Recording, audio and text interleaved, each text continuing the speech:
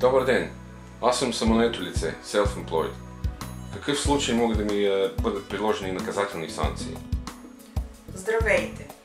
Ако вие сте се регистрирали като самонаето лице или self-employed и сте предприели работа по дейността в Обединеното кралство, на вас ви е необходима качествена и изчерпателна информация относно правилата и сроковете за подаване на документите пред данъчните служби. В случай обаче на провал, към вас могат да бъдат приложени наказателни санкции.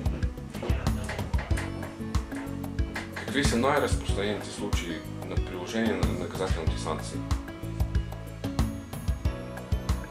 Наказателните санкции се прилагат в следните случаи. Ако вие не сте съобщили на време на данъчните служби, че сте започнали индивидуална предприемаческа дейност, ако вие не сте направили годишния си отчет в установения законодателен срок, или ако вие сте направили неправилен годишен отчет.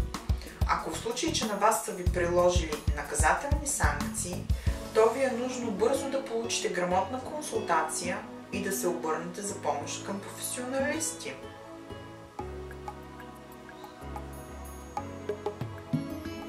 С какво може да ми помогне вашата компания?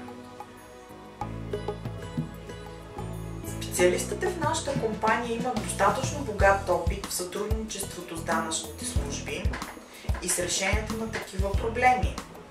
Ние знаем как можем да намалим наказателните санкции или да ги избегнем напълно. Сътрудничеството с нас е 100% гаранция за качество.